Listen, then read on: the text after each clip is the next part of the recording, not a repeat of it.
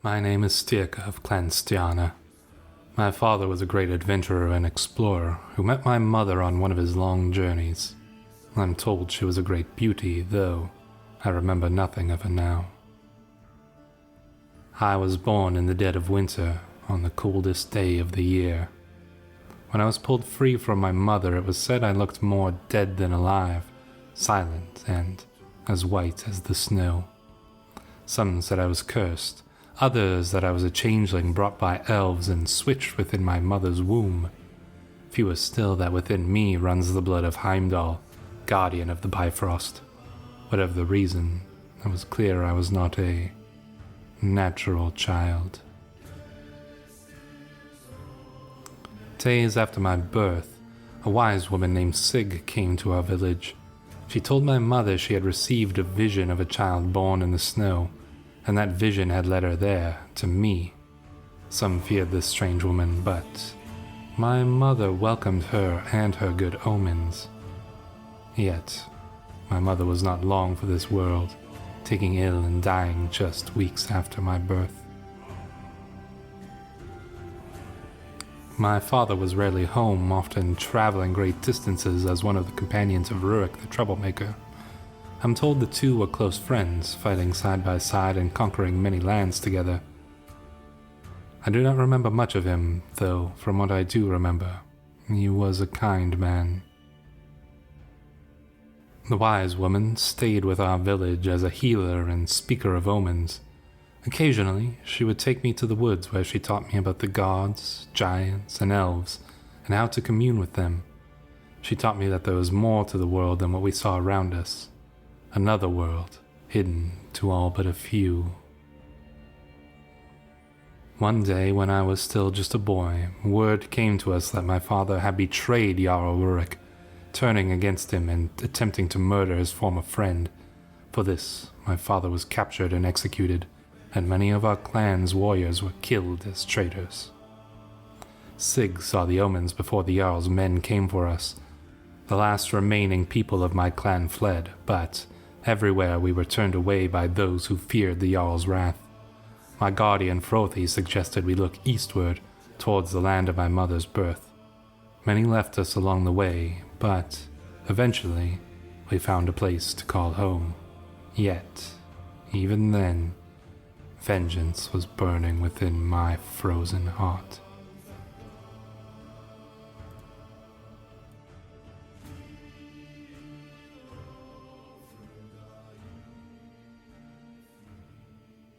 Hello Wanderers, welcome to our brand new Crusader Kings 3 roleplay series. This one will be a little bit different from the last one. We will be playing in a much different part of the map. Up here in the farthest reaches of the north, along the edge of the White Sea, lies the county of Onega, and that is where Styrkar of Stjarna has been exiled to, after his father ran afoul of Yarl Rurik the Troublemaker. Now, for those of you who may be wondering, no, Styrkar is not a historical character, in case that is a surprise to anyone. But for those lovers of history, obviously the semi-historical character of Yarl Rurik will be playing a large part in this story as well. He is currently our nemesis, so he is going to be our main enemy throughout our first character's lifetime at the very least. So why don't we take a look at our character here, Chieftain Styrkar. Now, as you can immediately see, we are albino, which is how we got the nickname Snowborn. We are patient, we are ambitious, and we are vengeful.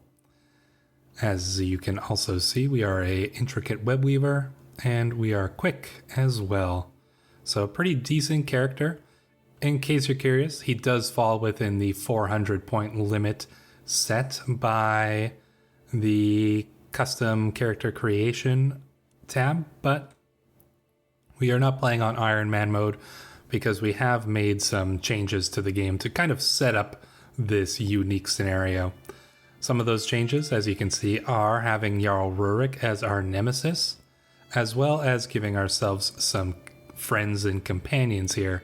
So we do have our Gija, Sig, the wise woman who taught us many things when we were just a young man, many things about the world and the unseen aspects of it that should play an interesting part in the story, as well as our good friend and companion Frothi, who was one of our father's champions and ended up becoming our bodyguard and helping us escape to these lands. Now, we are playing in an interesting part of the map. This is an area where the culture is Bjarmian, which is a historical culture, although not a lot is known about them. They do appear in some Norse tales, although those tales take place a little bit later than the current time period. But I do feel like we have an interesting kind of mixture of historical and non-historical stories going on here. So it'll be interesting to see, just like how Crusader Kings always goes. You may start with a historical setting, but very quickly things go ahistorical, almost guaranteed. It's just kind of the nature of the game. So it'll be fun to see how this all plays out in all these different aspects, like the cultures and the religions. It'll be new to me because I don't usually play in this part of the map. And with the Royal Court DLC, that'll make things even more exciting as well. So our friends here, let's just do a quick overview. Sig, the Gija, is just, deceitful, lustful. She's an astute intellectual, a miracle worker, and she is comely. So she knows a few things, that's for sure, about the hidden and unseen world. And Frothi here is wrathful, diligent, content, skilled tactician. He's gallant, he's an unyielding defender, just an all-around good guy. So, as with any brand new campaign, we do have a few things to take care of. We need to look to choosing our lifestyle. And I think the first thing that we're going to do, I'm not opposed to going down some of these other branches, even though we are an intrigue-focused character. You know, we might do some learning, we might do some martial. But I think we will start out with the intrigue focus. And I think we're going to pick intimidation here. Actually, you know what? I'm going to change that. I think what we're actually going to do is we're going to go down the martial route at first, because we are just a young man who wants to prove himself. I don't think we're at the point yet where we're really considering getting into this element of our story. I think at first we are going to go perhaps down the chivalry route, because we want to prove ourselves. We want to be known as a good Norse warrior, as any 16-year-old man would, right, at this point. So even though it's not necessarily as ideal, going down that route should give us some nice little bonuses, such as increasing our prowess, which will be pretty helpful. And just, it makes sense for the story. We could potentially get married, and there are some pretty good options here, such as Thordis and many others here. But I don't think that quite makes sense. After all, part of the story is that we are exiles here, and really we don't have enough power or prestige to win over even some of these lesser counts here in the Scandinavian region. So we're going to have to prove ourselves. We're going to have to earn some power before we can start thinking about things like marriage options, unless perhaps we meet somebody here in this region who may make a good match. So we're not going to get married just yet. We will fill out our council position. So you know our Gija, Sig, of course. I think we're going to get her to convert the faith here, because the people here are Uko Nusko, so not of our religion. We are going to fill up the council position, and I think we will put Frothi in that role. I think it makes sense. He is reasonable at it, and the Chancellor position seems like the kind of highest position out of any of our counselors. So he's a good fit for that one. Our Steward Vese is a Biarmian man, so we don't know too much about him other than that he is calm, sadistic, gregarious. Doesn't really seem like a good guy, doesn't like us that much. We'll see how that works out. Grettir here was one of our father's Varangian warriors.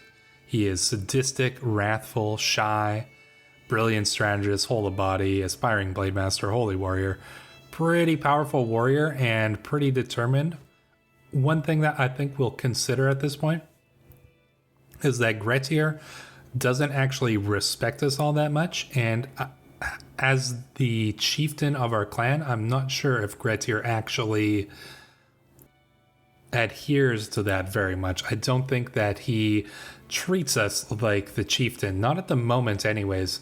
So he probably has more control over our military forces than even I do.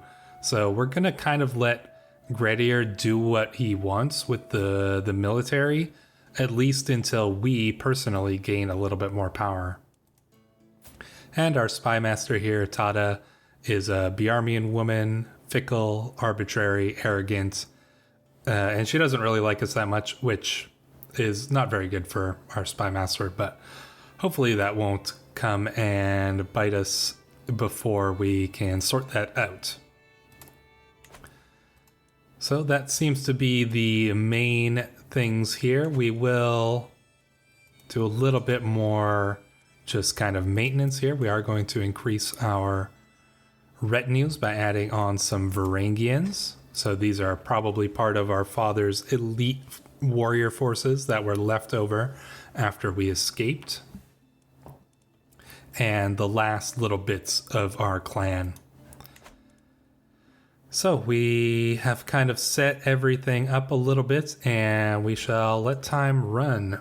Now, we do want to get some revenge on Yarl Rurik, which means that we will need to begin to amass a little bit of power for ourselves. So to that extent, I think it may be wise to allow our good marshal here to take our forces and begin to spread our influence upon our slightly weaker neighbors.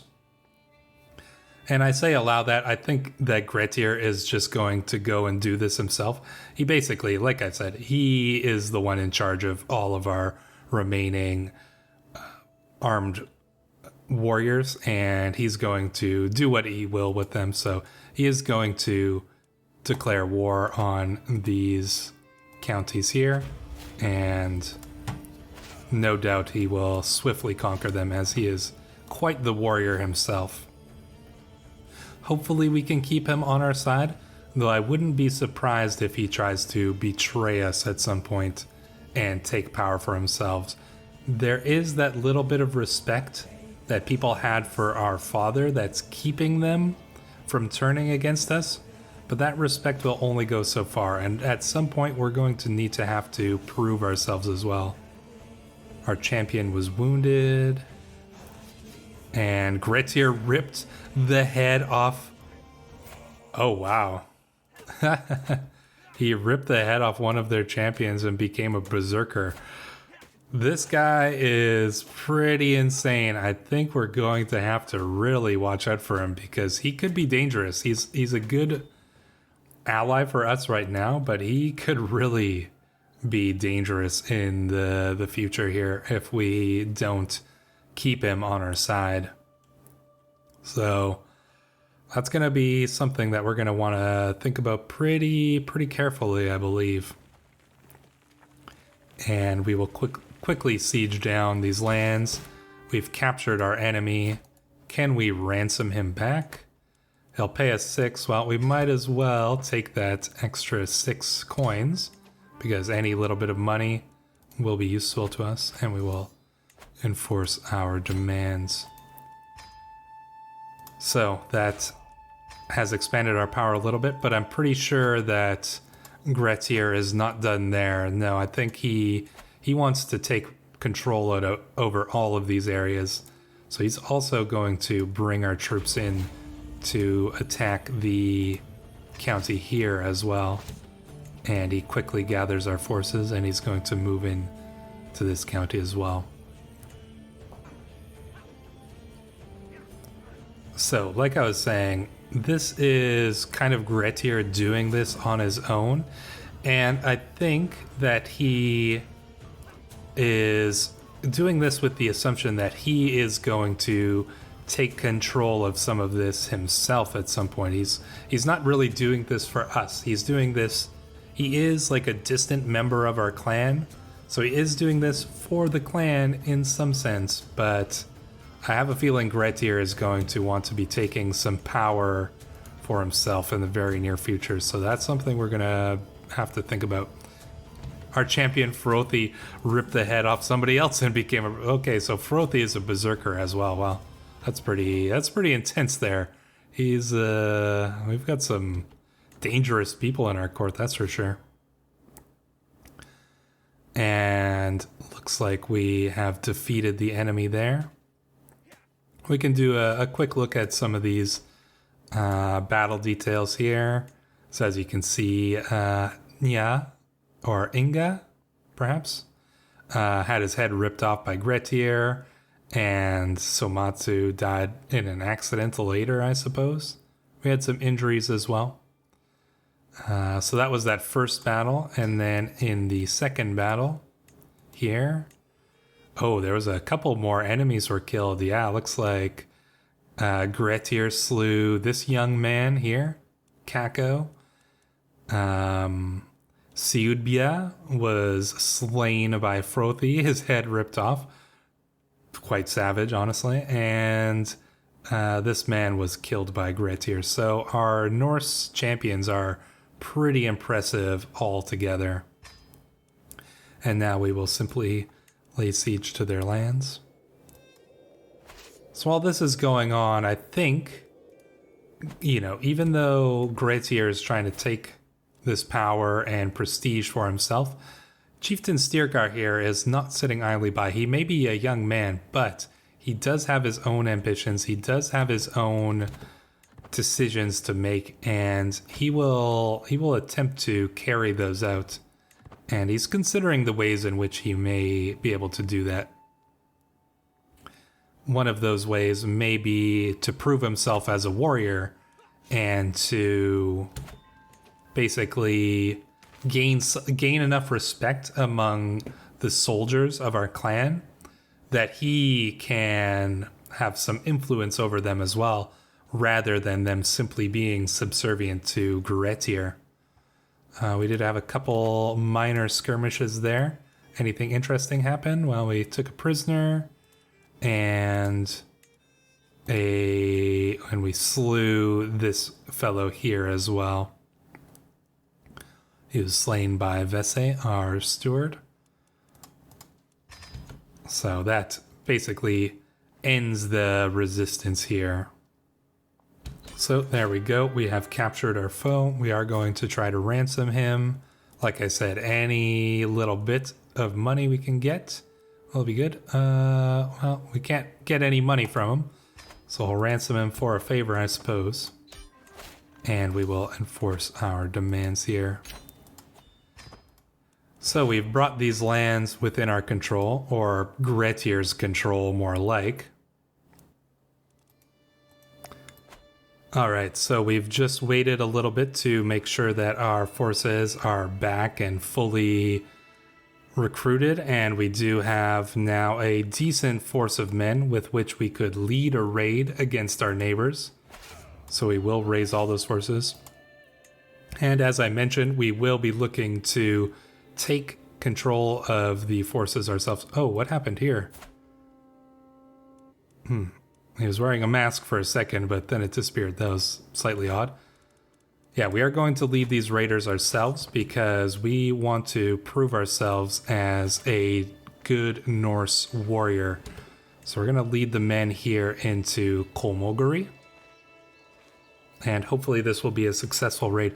No doubt they're going to come to defend themselves, but we do have quite a few men, and we are pretty powerful Viking raiders. We also have a lot of really good champions, so we'll see how this battle plays out when they do come to attack us here. And we're just going to let them come to us. There's no way we're going to move in time, so the battle is even. Obviously, if I were to put, say, Grettir in charge, that would give us the advantage. But unfortunately, we decided to lead this raid ourselves, and we're simply going to have to do our best here. So let's see how this plays out. Hopefully our champions will be able to strike hard at the enemy and tip things in our favor here. We do have the advantage with the retinues and the champions. I'm pretty sure our champions are way better. 40 prowess. Grettir has 40 prowess, you guys. Holy crap. That is insane. He's a legendary blade master now. He is insane. This guy is extremely nuts in battle. Nobody can defeat this guy in single combat. How's this battle going? Oh, it's not really going perfectly in our favor here. Our champion was slain. Hopefully it's still looking like it could go towards us. Slowly tilting the scales there.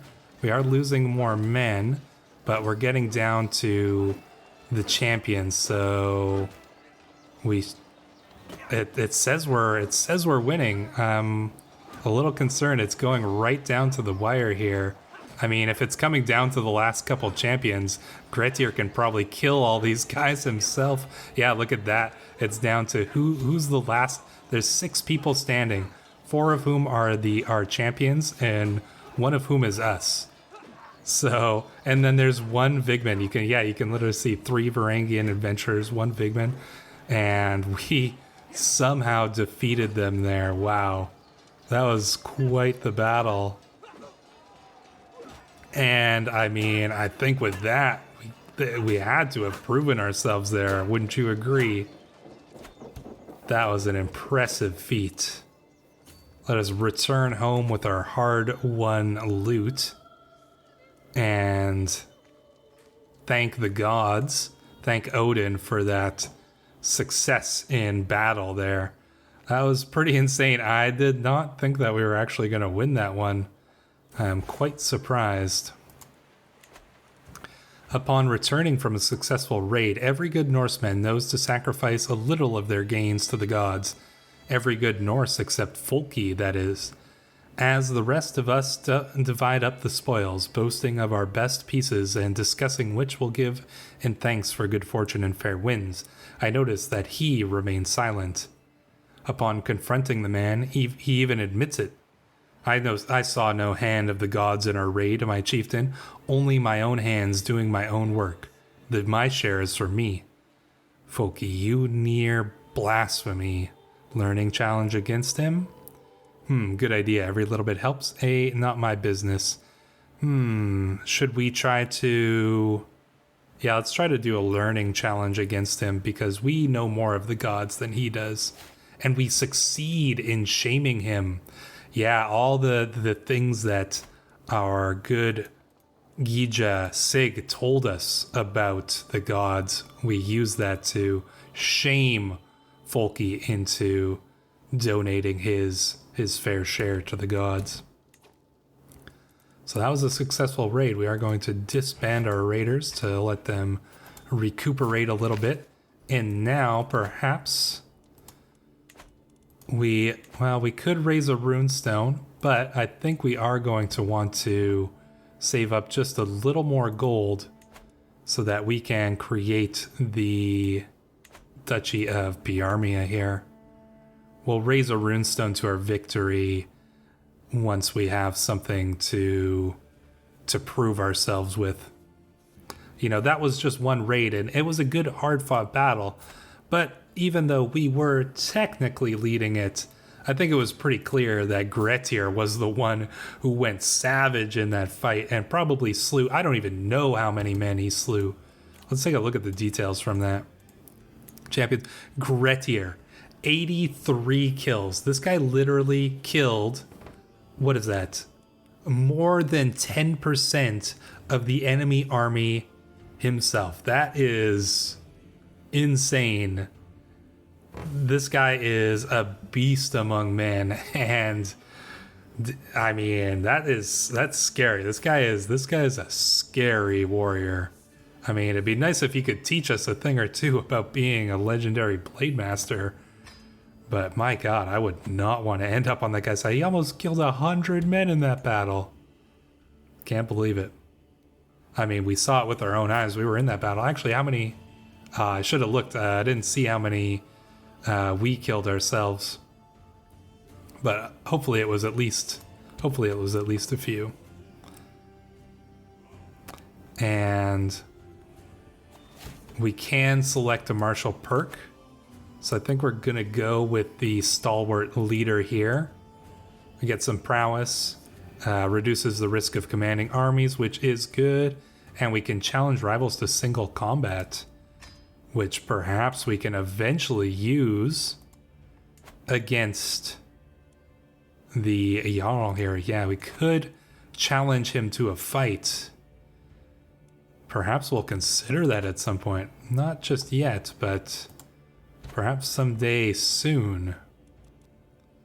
So we're just gonna save up a little bit more money here and then raise ourselves to a higher position than the one which we currently have.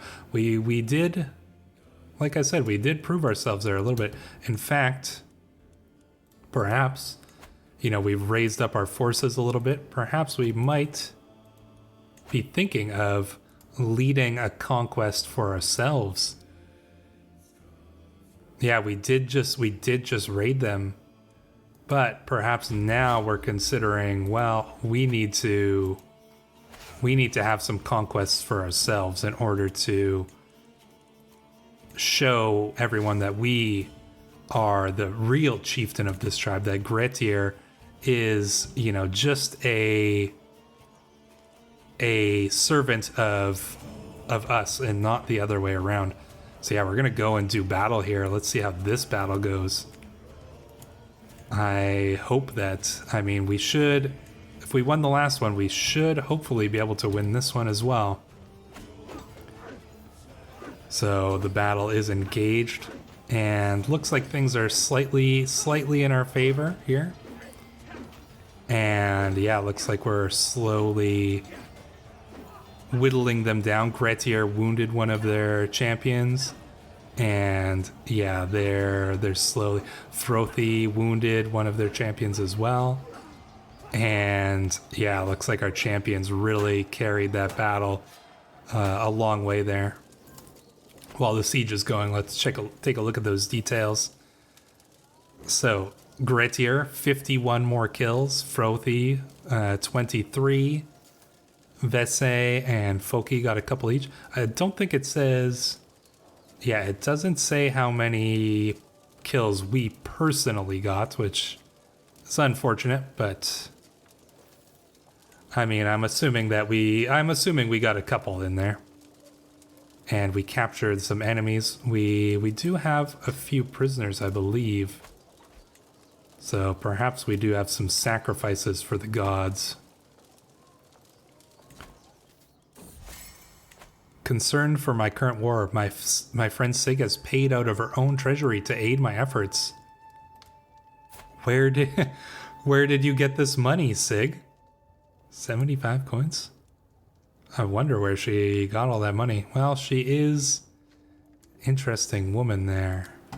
Well, we'll take it. That's a lot of money. That could go a long way towards our cause.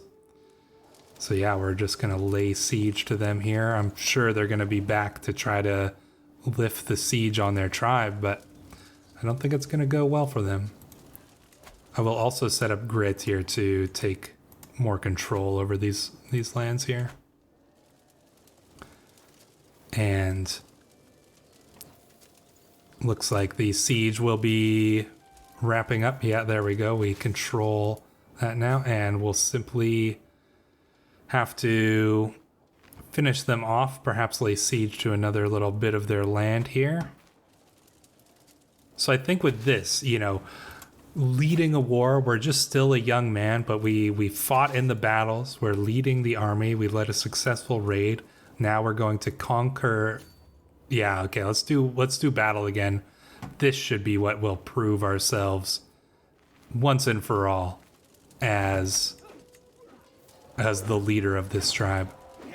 So yeah, here we are engaged in battle, and once we've defeated the enemy forces here, no doubt they will surrender to us. And our champion Gretier strangled Vese Hasabid with his own intestines.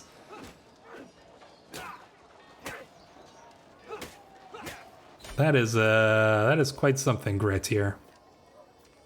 And we've captured some of their council members, their marshal. And there we go, we can enforce our demands. Now we are the conqueror. And that was a successful conquest, which means that we can perhaps call ourselves not just the chief, but Yarl. Yarl Styrkar of Bjarmia. An impressive feat that we have achieved here. Just a young man, and we've managed to wrest some of the control of our tribe away from Gretier, though obviously he is still a powerful man within the tribe. But I think we are starting to earn a little bit of respect and a little bit of power within our own tribe. But where will that power be used? No doubt against our enemies here in the Kingdom of Novgorod. But we shall see how this all plays out in the next episode. If you guys like this first episode here, feel free to leave a like and a comment about what kind of things you are excited about in this series, where you think it's going to go, what do you think is next for Yarl Styrkar. And if you guys enjoyed this and can't wait for the next episode, you can go check out our other series on the Durango Dynasty, which is still ongoing. There's a bunch of episodes to check out in that one as well. If you like what you're seeing so far, feel free to subscribe to the channel. Until the next time, I've been Stray. You guys have all been wonderful. We'll see you in the next one.